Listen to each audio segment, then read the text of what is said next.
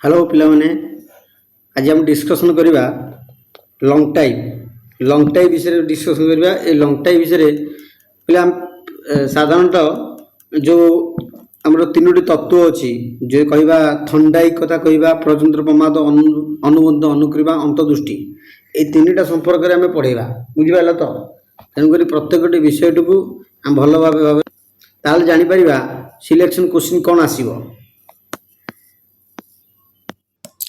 पिला माने आज हम आलोचना करवा चैप्टर 3 आम आलोचना करवा selection question chapter 3 selection question पिले इधर शॉर्ट टाइप कौन ना शॉर्ट टाइप आसो प्रजंत्र प्रमाद तत्व शिक्षण तत्व मुख्यतः तीनोटी तत्व पिले अच्छी गोटे प्रजंत्र प्रमाद तत्व अच्छी एवं अनुबंध अनुक्रिया प्रक्रिया तत्व अच्छी आउ गोटे अच्छी अंतदृष्टि बुझिपारे। तो यही तक अच्छी परीक्षा पड़ो प्रजंत्र प्रमादर तत्वर प्रवक्ता किए ना थंडाइक बिराड़ी पर परीक्षा करते अनुबंध अनुक्रिया तत्वर प्रवक्ता किए ना पावलोव कुकुर उपर करते स्किनर मूषा पर करते अंतदृष्टि कोहेलर सुल्तान नामक एक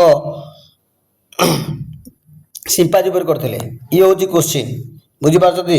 यही तो क्वेश्चन 100% सटाई पड़ो। बर्तमान आम आलोचना करिया प्रत्येकटी यही तीनोटी तत्व विषय आलोचना करवा ये तीनोटी तत्व उपर आलोचना करवा। प्रजंत्र प्रमाद ए प्रजत्न प्रमादर यदि आम कहवा स्रष्टा होती थंडाइक एडवर्ड ली थंडाइक अमेरिकार जन्मग्रहण करते ये कौटिकार दार्शनिक ना अमेरिकार दार्शनिक थे।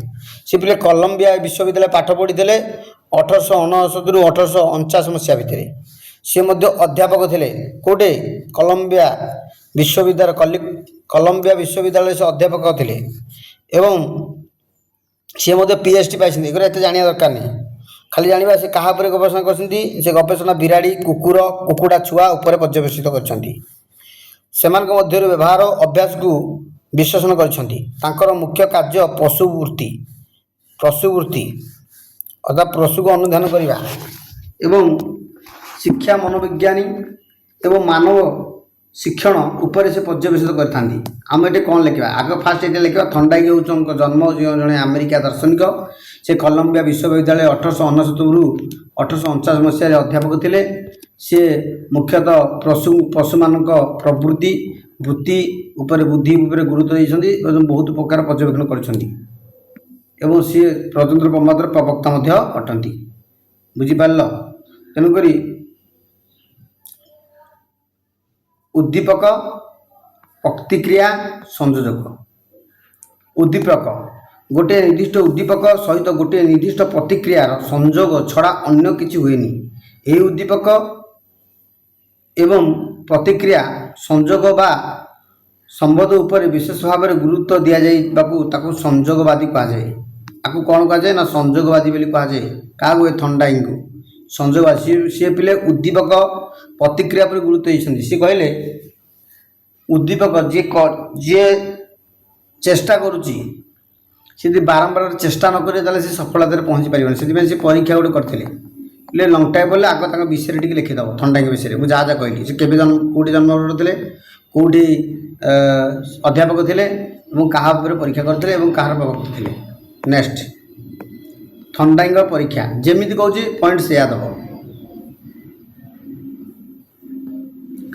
24 घंटा भोकिला विराट को गोटे बाक्स रखागला थंडाइक परीक्षा कौन कले ना गोटे बाक्स रखिले बाक्स कौन कले ना 24 घंटा भोकिला विराट को गोटे बाक्स भर रखिले माछ बाक्सर बाहर रखिले से दुईटा जिन नहीं गोटे हूँ गोटे बाक्स नहीं मूषा नहीं आ माछ नहीं बिराड़ी कौन कले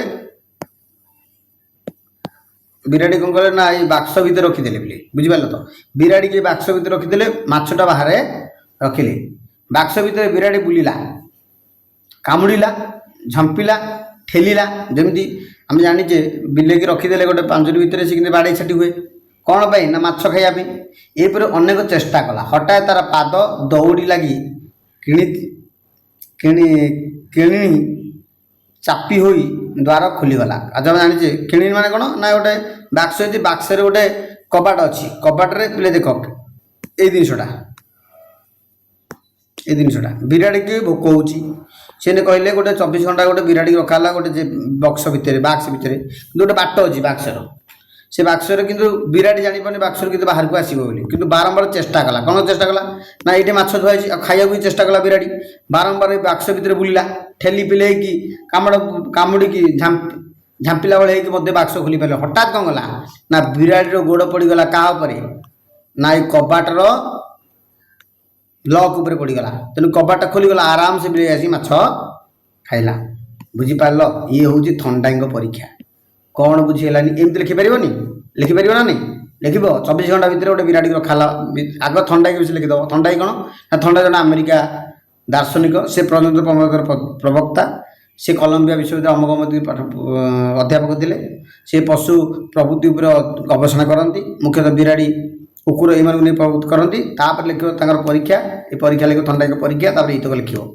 ସେ 24 ଘଣ୍ଟା ଭୋକିଲା ବିରାଡ଼ିକୁ ଗୋଟିଏ ବକ୍ସ ଭିତରେ ରଖିଦେଲେ ମାଛ ବାକ୍ସ ବାହାରେ ରଖିଦେଲେ ବିରାଡ଼ି ମାଛ ଖାଇବା ପାଇଁ ଚେଷ୍ଟା କରୁଥିଲା ବାକ୍ସ ଭିତରୁ ବିରାଡ଼ି ଚେଷ୍ଟା କରୁଥିଲା କିନ୍ତୁ ବିରାଡ଼ି ବିଲେଇ ବା ବିରାଡ଼ି ବାକ୍ସ ବାହାରକୁ ବାହାରି ପାରୁନଥିଲା ସେଥିପାଇଁ ସେ ବାକ୍ସର ଚାରିକରେ ବୁଲୁଥିଲା ଡେଉଁଥିଲା ଝାମ୍ପ ମାରୁଥିଲା କିନ୍ତୁ ବହୁ ବାରମ୍ବାର ଚେଷ୍ଟା କଲେ ମଧ୍ୟ ସେ ବିଫଳ ହେଉଥିଲା ମାତ୍ର ଥରେ ସେ ଯେଉଁ ବାକ୍ସର ଯେଉଁ ଚାବିଟି ଅଛି ବା ବାଟିକୁ ଯେଉଁ ଚାପି ତାର ଗୋଡ଼ ଚାପି ହେଇଗଲା ତେଣୁ କବାଟଟି ଖୋଲିଗଲା ଏବଂ ମାଛଟି କିଛି ଖାଇଦେଲା ଥଣ୍ଡାଇ ଉକ୍ତ ପରୀକ୍ଷାକୁ ବାରମ୍ବାର କଲେ ବିରାଡ଼ି ପ୍ରଥମ ଥର 160 ସେକେଣ୍ଡ ନେଲା କ'ଣ ଖାଲି ଏତିକି ନୁହଁ ଥରେ କଲେ 160 ସେକେଣ୍ଡ ନେଲା ତାପରେ ଆଉ ଥରେ ସେମିତି କଲେ ମାଛଟେ ବାହାରେ ରଖିଦେଲେ ବିରାଡ଼ି ଭିତରେ ରଖିଦେଲେ 30 ସେକେଣ୍ଡ ନେଲା ଆଉ ଥରେ ଏମିତି କଲେ 15 ସେକେଣ୍ଡ ନେଲା ଆଉ ଥରେ କଲେ 4 ସେକେଣ୍ଡ ନେଲା ଅର୍ଥାତ୍ ସେ କେତେ ଥର କଲେ 4 ଥର କଲେ କାହିଁକି ଦେଖ ପ୍ରଥମେ ଯେତେବେଳେ କଲେ ଗୋଟେ ବିରାଡ଼ିକୁ 24 ଘଣ୍ଟା ପ୍ରଥମ ଥର 160 ସେକେଣ୍ଡ ନେଲା ସେ 24 ଘଣ୍ଟା ଭିତରେ ସେ ତାର ସମସ୍ୟା ପାଇଲା ନା ଭୟ ବାଡ଼େଇ ଛାଡ଼ିଗଲା ପାଇଲା ନାହିଁ ତାପରେ ଯେତେବେଳେ ଫାଷ୍ଟ ଟାଇମ୍ ବିରାଡ଼ିକି କରି ନେଇ କରାଗଲା 4 ଥର କଲେ ନା ପ୍ରଥମ ଥର ଆଉ ଥରେ ନେଇକି ଆଉ ଥରେ ପୁରା ହେଲା 160 ସେକେଣ୍ଡ ସେ ଜାଣିଛି ବିଲାଟି ଆୟା ଚଟକିନା ଗୋଟା ପକେଇଲା ଫଟକିନା ମାଛଟା ଖାଇଦେଲା ଦ୍ୱିତୀୟ ଥର ଅଭ୍ୟାସ ଆଉ ଥରେ ହେଇଗଲା 30 ସେକେଣ୍ଡ ଖାଇଲା ତୃତୀୟ ଥର ଗଲା 15 ସେକେଣ୍ଡ ଚତୁର୍ଥ 4 ସେକେଣ୍ଡ ଆମେ କ'ଣ ଦେଖିଲେ ଯଦି ଆମେ ସଠିକ୍ ଭାବରେ ପ୍ରସ୍ତୁତ ହୋଇଦେବା ଅଭ୍ୟାସ ବାରମ୍ବାର କଲେ କ'ଣ ଫଳ ଶୀଘ୍ର ପାଇବା ବୁଝିପାରୁଛ ତ ଇଏ ହେଉଛି ତାଙ୍କ ନିୟମ ସେ କହିଲେ ଉକ୍ତ ପରୀକ୍ଷା ଜଣାଗଲା ଯେ ଅଭ୍ୟାସ କଲେ କାର୍ଯ୍ୟ ସିଦ୍ଧି ହୁଏ ଯେତେ ଆମେ ପ୍ରାକ୍ଟିସ୍ କରିବା ସେଥିପାଇଁ ପ୍ରାକ୍ଟିସ୍ ମେକ୍ସ ୱାନ୍ ପରଫେକ୍ଟ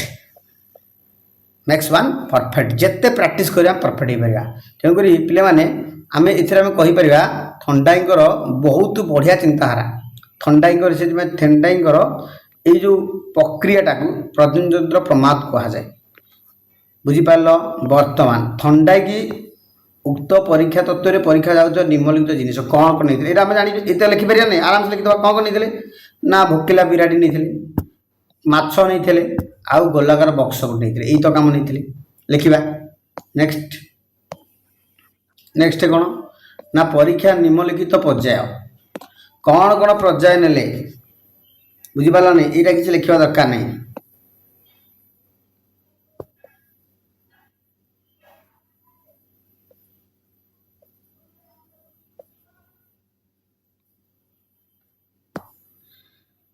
केमिते हैला परीक्षाटा एटा ऑलरेडी आम एटा आलोचना जे करदेछे तेणुक एटा आम ये करदेछे आम एटा किसी लिखा दरकार नहीं जीवार डायरेक्ट कौटी ना शिक्षा क्षेत्र में प्रयोग प्रजनन प्रमाद केमिति ना प्रजनन प्रमाद को कौन ना केमिति शिक्षा क्षेत्र में परीक्षा करा कारण परीक्षा रे कृतकार्य हो पार छात्र छात्री मैंने जो मैंने परीक्षा दौरान मात्र कृतकार्य हो पार पास कर पार से कौन कर ना से प्रभाव कर प्रजनन प्रमाद कौन कर ना बारंबार कौन सी गोटे विषय को अध्ययन कले निश्चिंत भाव तार मन रही आम विज्ञान होनी क्या एजुकेशन हो बारंबार एजुकेशन आम 3 दिन पर बारंबार बारंबार बारंबार पढ़ा देखो एजुकेशन सबू जाक तुमको आसो से कहले जो शिक्षार्थी पाठ होनी बारंबार प्रस्तुति करवा बारंबार से प्रस्तुति कर बारंबार अभ्यास कर बारंबार अभ्यास कर सफलता निश्चित मिल से कहुए इंग्राजी प्रश्न उत्तर छात्र छात्री मैंने अनेक समय बुझी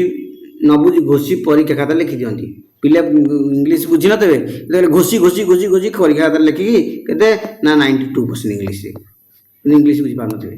गणित रे से हुए गणित विज्ञान पाई या किसी मात्रा दरकार निजर धीर शक्ति को प्रयोग करी गणितर समस्या को प्रोब्लेम को गुड़ी को बारंबार करने द्वारा सदाବେଳେ गणित बारंबार चेष्टा करने द्वारा सफल हो पार बुझीपार तो या ना या अर्थ कौन है कौन एतरी केतरी पॉइंट लिख मन ये पॉइंट लिख ये पॉइंट लिख ये पॉइंट लिख एरा थरे दुईथर पढ़ले हो पॉइंट लिख ये point this point this point this one point यही पॉइंट लिख तापरे दुर्बलता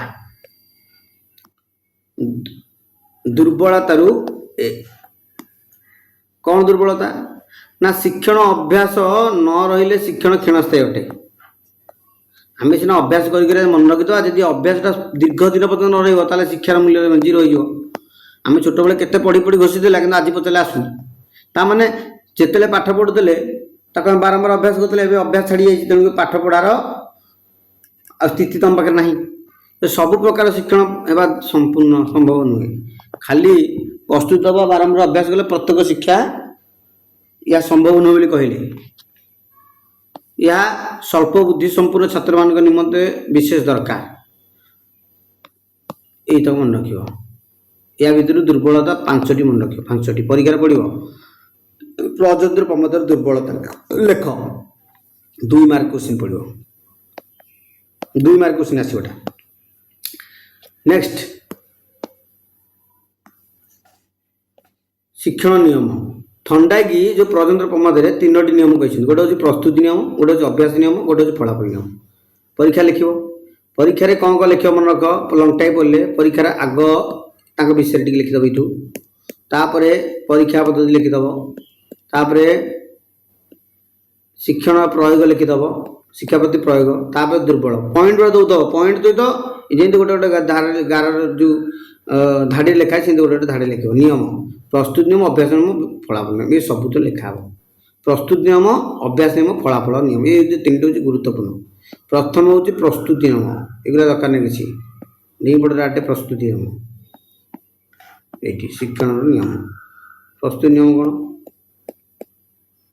जहाज प्रस्तुति अर्थ शारीरिक और मानसिक प्रस्तुति आम जो कम करते शारीरिक और मानसिक स्तर में प्रस्तुत होगा दरकार व्यक्तिर शिक्षा अर्जन पर शारीरिक तथा मानसिक परिपक्वता आवश्यक रहा निहाती आवश्यकता परिपक्वता न आसिले कौन प्राणी कौन सी विषय शिक्षा करें ना तेणुक 2-3 वर्ष शिशु को लेखापढ़ा शिखेले ता निरर्थक हो शारीरिक मानसिक प्रस्तुति आसिले प्राणीर शिक्षा तृप्तिकर एवं सहजकर हुए सी कहले प्रस्तुति आम केमी करवा ना जी जहाँ प्रस्तुत हो पार तुम्हें ना +2 पाठ पढ़ुच तुम प्रथम +2 तुमको प्रस्तुत कराऊँच कारण तुम शरीर सेमती अच्छी तो मानसिकता से डेभलपमेंट कर तुम +2 पाठ पढ़ा गले तुम +2 पाठ गुड़ को सहज सरल उपर बुझीपार ना नहीं यदि कि यही पाठटा जी तुमको पढ़ा 4th श्रेणी 5म श्रेणी पिला सी बुझीपारे सी उद्दीपक कौन प्रतिक्रिया कौन एगुरा से बाह्या हो जापर तेणुक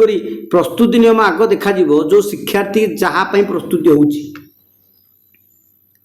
प्रकृति में तार से शारीरिक मानसिक स्थिति ठीक अच्छी ना नहीं सी से शारीरिक मानसिक स्थिति प्रस्तुत अच्छी ना नहीं भी ताहा देखा बुझीपार तो एवं परिपक्वता न आसिले प्राणी कौन सी विषय देखिले तार से शारीरिक मानसिक विकास होनी ये प्रस्तुति नियमटा फेल हो तो प्रथम देखा जाए प्रकृति देख जेकोसी आम करूँ प्रथम देखा जाए प्रकृति प्रस्तुति ठीक है ना नहीं युद्ध कला पूर्व आग देखा जाए प्रकृति टैंकरू गुली बाहर ना नहीं ठीक सेमती शिक्षार्थी प्रथम देखा शारीरिक मानसिक ठीक अच्छी ना नहीं कौन से प्राणी कार्य करने को प्रस्तुत थिले जिते गोटे प्राणी कार्य करने को प्रस्तुत से बेले से कार्य करने को सुजोग देले कार्य सुरुखुरी हो जाए और संतोष मिले कार्य अति सुरुखुरी चली जाए सरी जाए और संतोष मिले आमको कार्य ठीक है तेणुक प्रस्तुति नियम मान मन कथा प्रस्तुति नियम सब क्या गुरुत्व दिए ना शारीरिक और मानसिक उपर गुरुत्व दिए से थंडे परीक्षा कौन कर विराट भोकिला थिबारु खाद्य खोजिबारे से शारीरिक प्रस्तुति आनिले माछ पदारे थिबारु ताकू सेई ମାନସିକତା ପ୍ରସ୍ତୁତ କରିବାକୁ ପଡ଼ିଲା। ଅର୍ଥାତ୍ ବିରାଡ଼ି ଶାରୀରିକ କଥା ଭୋକ ହେଉଛି, ସେଇଥିପାଇଁ ତା ମାନସିକତା ମାଛଟି ଯେଉଁ ଅଛି ବକ୍ସ ବାହାରେ ତା ପ୍ରତି ସେ ମାନସିକତା ମସ୍ତିଷ୍କ ଖଟେଇଲା, ମୁଁ କେମିତି ମାଛଟା ଖାଇବି। ବୁଝିପାରିଲ? ସେଥିପାଇଁ କହିଲେ ଶାରୀରିକ ମାନସିକ। ବୁଝିପାରିଲ? ଆମ ଶାରୀରିକ ମାନସିକ ଦୁଇଟାକୁ ଆବଶ୍ୟକ ପ୍ରସ୍ତୁତି ପାଇଁ। ଯେତେବେଳେ ପ୍ରସ୍ତୁତ ହେଇଗଲେ, ପ୍ରସ୍ତୁତି ଆମେ ଦୁଇଟା ଯୋଗୁଁ ଜାଣିପାରିବା। ଗୋଟେ ହେଉଛି ଅଭିପ୍ରେରଣା ଯୋଗୁଁ, ଆଉ ଗୋଟେ କୌତୂହଳ ଯୋଗୁଁ। ଅଭିପ୍ରେରଣା କ'ଣ? ଆମକୁ ଯେଉଁଟା ମୋଟିଭେଟ୍ କରେ, ତୁ ସେଇଟା କରିପାରିବୁ, ୟୁ କ୍ୟାନ୍ ଡୁ ଇଟ୍। କାର୍ଯ୍ୟ କରିବା ଇଚ୍ଛାକୁ ସେ 2 ଗୁଣ ବଢ଼େଇ ଦେବ ଅଭିପ୍ରେରଣାଟା। ଯେତେବେଳେ ଅଭିପ୍ରେରଣା ଥିବ ତାହେଲେ ଲୋକଟି ପ୍ରସ୍ତୁତ ହେଇପାରିବ। ତୁମକୁ କହିବି +2 ପାଠ ପଢ଼ିବ, 70%, 75% ପାଇବ, ତେଣୁ ତୁମ ଅଭିପ୍ରେରଣ ହେଇଗଲ, ତାହେଲେ ତୁମେ ତୁମ ପ୍ରସ୍ତୁତିଟା ଜୋରଦାର ଚଲେଇବ।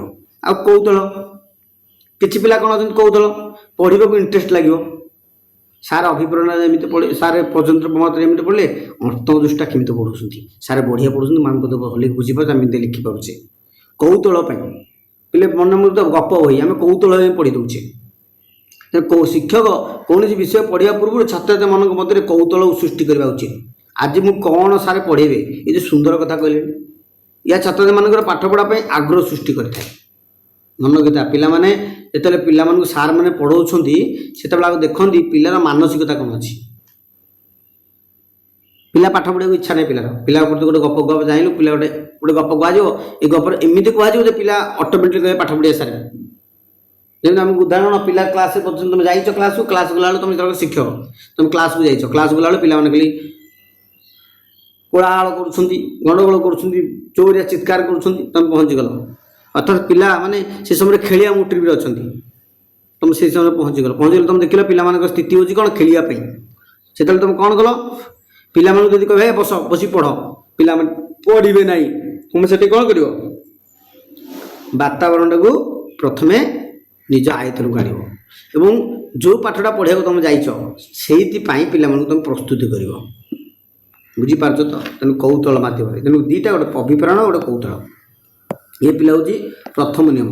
ଦ୍ୱିତୀୟ ନିୟମ ଅଭ୍ୟାସ। ଜାଣିଛେ ଗୋଟେ କାରଣକୁ ଆମେ ଡାଟା ଆମ ନିଜ ଭାଷା ଲେଖିପାରିବା, କିଛି ଅସୁବିଧା ନାହିଁ। ଅଭ୍ୟାସ କ'ଣ ନା କୌଣସି କାର୍ଯ୍ୟକୁ ବାରମ୍ବାର ଆମେ କାମ କରିବା କଲେ ସେ କାର୍ଯ୍ୟ ସହଜ ହେଇଯିବ। ଲେଖିବା ଅଭ୍ୟାସ କହିଲେ ଯେଉଁ କାର୍ଯ୍ୟକୁ ବାରମ୍ବାର କଲେ ବା ପୁନରାବୃତ୍ତି କଲେ ସେ କାର୍ଯ୍ୟଟି ସହଜ ସରଳ ହୋଇଯାଏ। କାର୍ଯ୍ୟର ପୁନରାବୃତ୍ତି ନ ଘଟିଲେ ଶିକ୍ଷା ଅର୍ଜନ ସହଜ ହୁଏ ନାହିଁ। ଯଦି କାର୍ଯ୍ୟଟି ଆମେ ବାରମ୍ବାର ନ କରିବା ତାହେଲେ ଆମର ଅଭ୍ୟାସ ନ କଲେ ଆମ ପାଠଟା ଭୁଲିଯିବା, ମନେ ରହିବନି। ତେଣୁ ସେ କହିଲେ ବାରମ୍ବାର ପୁନରାବୃତ୍ତି ନ କଲେ ଶିକ୍ଷା ଅର୍ଜନ କରିବା ସହଜ ହୁଏ ନାହିଁ। ତେଣୁକରି କୌଣସି ଉଦ୍ଦୀପକ ଓ ପ୍ରତିକ୍ରିୟା ମାଧ୍ୟମରେ ବାରମ୍ବାର ସମ୍ପର୍କ ସ୍ଥାପନ ହେଲେ ହିଁ ସମ୍ପର୍କ ଦୃଢ଼ୀଭୂତ ହେବ, ଯାହାଫଳରେ ଅଭ୍ୟାସ ନିୟମ ମାଧ୍ୟମରେ କାର୍ଯ୍ୟ ସଫଳ ଦେଇପାରିବେ। ସେ କହିଲେ ସାଇକେଲ ଚଳାଇବା ପୂର୍ବରୁ ବାରମ୍ବାର ବିଫଳ, ଆମେ ଯେତେବେଳେ ସାଇକେଲ ଚଳାଉଛେ ବାରମ୍ବାର ବିଫଳ ହେଉଛେ, ଗଣିତ ସମାଧାନ କରିବାରୁ ବାରମ୍ବାର ବିଫଳ ହେଉଛେ, ବାରମ୍ବାର ବିଫଳ ହେଇ ହେଇ ହେଇ ଶେଷକୁ ଆମେ ସଫଳତା ପାଉଛେ। ଏତିକି ପଢ଼ିବାନି, ଏତିକି ପଢ଼ିବ, ବୁଝିକି ଲେଖିବ, ସଫଳ ପାଉଛେ। ଆମେ ଯେମିତି କହୁଛେ କ୍ରିକେଟ ଖେଳ ବାରମ୍ବାର ବ୍ୟାଟ୍ରେ ବାଜୁନି, ଲାଷ୍ଟ ଖେଳି ଖେଳି ଖେଳି ଖେଳି ଯେମିତି ଆମେ ନେକ୍ସଟ ଏବେ ରିସେଣ୍ଟ ଗଲା ୱାର୍ଲଡ କପ୍, ସଞ୍ଜୁ ସାମସଙ୍ଗରେ ଆମେ କହିଲେ ସେ କ'ଣ କଲା ନା 10-12 ବର୍ଷ ପର୍ଯ୍ୟନ୍ତ ସେ ଖେଳୁନଥିଲା, କାରଣ ସେ ଭଲ ଖେଳୁନଥିଲା ବୋଲି ତାକୁ ରଖିଦେଇଥିଲେ। କିନ୍ତୁ ନିଜକୁ ଏତେ ଭାବରେ ଅଭ୍ୟସ୍ତ କରିଥିଲା, ଏତେ ଅଭ୍ୟାସ କରିଥିଲା, ଯାହାଫଳରେ ସେ ଭାରତର ଗୋଟେ ଗର୍ବ ହୋଇଗଲା।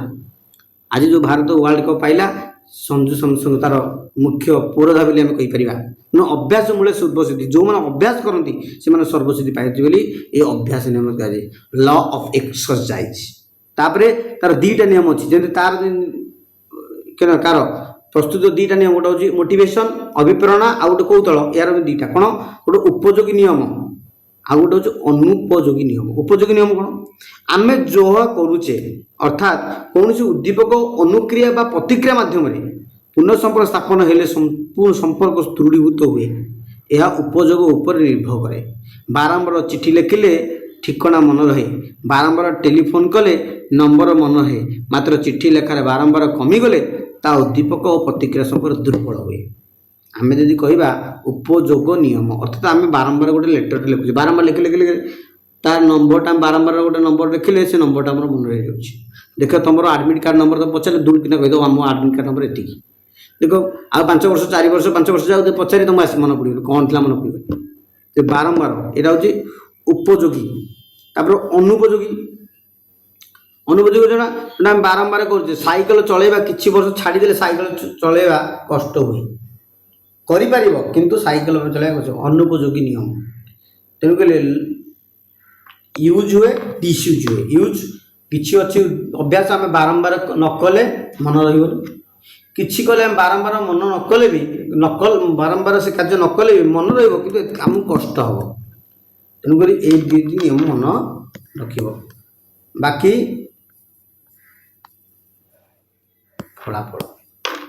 ଫଳାଫଳ ଏଇତକ ମନେ ରଖିବ। ଫଳାଫଳ କ'ଣ ନା ଯଦି ଅଭ୍ୟାସ ଭଲ ହେଇଛି, ପ୍ରସ୍ତୁତି ଭଲ ହେଇଛି, ଅଭ୍ୟାସ ଭଲ ହେଲା, ତାହେଲେ ଅଟରେ ପଟରେ ଉଦ୍ଦୀପକ ଅନୁକ୍ରିୟା ବା ପ୍ରତିକ୍ରିୟା ମାଧ୍ୟମରେ ଦୃଢ଼ ସମ୍ପର୍କ ସ୍ଥାପନ ହୋଇପାରିବ ଏବଂ ଶିକ୍ଷାର୍ଥୀ ଶିକ୍ଷା ଲାଭରେ ତୃପ୍ତି ପାଇବ। ଅତୃପ୍ତି ଲାଭ ସମ୍ବନ୍ଧରେ ଦୁର୍ବଳ କରିଥାଏ। ତେଣୁକରି ଫଳାଫଳ ସବୁଠୁ ଗୁରୁତ୍ୱପୂର୍ଣ୍ଣ ଭୂମିକା ଗ୍ରହଣ କରିଥାଏ। ଯେ ପ୍ରସ୍ତୁତି ଠିକ୍ ଅଛି, ଅଭ୍ୟାସ ଠିକ୍ ଅଛି, ତାହେଲେ ଫଳାଫଳ କ'ଣ ହେବ? ଠିକ୍ ହେବ, ରେଜଲ୍ଟ କ'ଣ ହେବ? ଭଲ ଆସିବ, ସନ୍ତୋଷପୂର୍ଣ୍ଣ ଭାବରେ ଆସିବ। ଯଦି ପ୍ରତିକ୍ରିୟା ଯଦି କହିବା ଅଭ୍ୟାସ ଆଉ କ'ଣ ପ୍ରସ୍ତୁତି ଅଭ୍ୟାସ ଠିକ୍ ନ ହେଇଥିବ ତାହେଲେ ଫଳାଫଳ ନିୟମ ଭୁଲ ଆସିବ। ବୁଝିପାରିଲ ନା? ତେଣୁ ଇଏ ହେଉଛି କୋଶ୍ଚିନ୍। ଇଏ ହେଲା ବର୍ତ୍ତମାନ ମୁଁ ତୁମକୁ କହିଲି ପ୍ରଯତ୍ନ ପ୍ରମାଦର ବିଷୟରେ। ଏଇ ଲଙ୍ଗ୍ ଟାଇପ୍ଟା ତୁମେ ଦେଖିବ ଏତିକି। ପ୍ରଥମେ କେମିତି ଲେଖିବ, କିଛି ପିଲାଙ୍କୁ ଆସିବେନି ଲଙ୍ଗ୍ ଟାଇପ୍ରେ କେମିତି ଲେଖାଯିବ। ପ୍ରଥମେ ଲେଖିବ ଆଗ ତାଙ୍କ ବିଷୟରେ କିଛି ଲେଖିବ, ଥଣ୍ଡାଙ୍କ ବିଷୟରେ। ଦ୍ୱିତୀୟରେ ପ୍ରଯତ୍ନ ପ୍ରମାଦର ପ୍ରବକ୍ତା। ତୃତୀୟରେ ପରୀକ୍ଷା, ମୁଁ ଯେମିତି କହିଲି ଗୋଟେ ବିଲେଇ ରଖିବେ, ବିଲେଇର କ'ଣ କାମ କରିବେ। ତାପରେ ଶିକ୍ଷା ପ୍ରତି ୟାର ପ୍ରୟୋଗ କ'ଣ ଅଛି ଦେଖିବ। ତାପରେ ଶିକ୍ଷଣ ତତ୍ତ୍ୱ ତିନିଟା ନିୟମ। ଗୋଟେ ହେଉଛି କ'ଣ ପ୍ରସ୍ତୁତି, ଅଭ୍ୟାସ, ଫଳାଫଳ। ଏତିକି ଲେଖିବ ଲଙ୍ଗ୍ ଟାଇମ୍। ଏତିକି ଲେଖିଲେ ମାର୍କ ପାଇବ। ବୁଝିପାରିଲ? ଏଇତକ ତୁମକୁ ଲେଖିବାକୁ ପଡ଼ିବ। ଆଉ କିଛି ଅଧିକ ଲେଖିବାକୁ କିଛି ଆବଶ୍ୟକତା ନାହିଁ। ଆଉ କିଛି ଅଧିକ ଲେଖିବା କିଛି ଆବଶ୍ୟକତା ଏତିକି ତୁମକୁ ଲେଖିବାକୁ ପଡ଼ିବ। ଏଇତକ ବିଷୟରେ ଏତିକି ଲେଖିବାକୁ ପଡ଼ିବ, ଆଉ କିଛି ଅଧିକ ଲେଖିବା କିଛି ପଡ଼ିବ ନାହିଁ। ଓକେ, ଆହୁରି ଆଣିବା ସବୁ ଜାଗା ଲଙ୍ଗ୍ ଟାଇମ୍ ଆଣିବି, କିଛି ବ୍ୟସ୍ତ ହେଉନି। ଗୋଟେ ଲଙ୍ଗ୍ ଟାଇମ୍ ଗଲା, ଆଉ ଗୋଟେ ସବୁ ଲଙ୍ଗ୍ ଟାଇମ୍ ମୁଁ ଆଣିବି। ଟାଇମ୍ ମିଳିବ କିନ୍ତୁ ଲଙ୍ଗ୍ ଟାଇମ୍ ଆଣିବି ନିଶ୍ଚିତ। ଓକେ, ସାଙ୍ଗମାନଙ୍କୁ ସେୟାର କର, ଲାଇକ୍ ସେୟାର ସବସ୍କ୍ରାଇବ୍ କର, କମେଣ୍ଟ ଦିଅ କେମିତି କ'ଣ ଲାଗୁଛି, ଯାହାଫଳରେ ଆମେ ଆହୁରି ଭିଡ଼ିଓ। ଲାଇକ୍ କର, କମେଣ୍ଟ କର, ସାଙ୍ଗମାନଙ୍କୁ ଟିକେ ସବସ୍କ୍ରାଇବ୍ କର ହେଲା।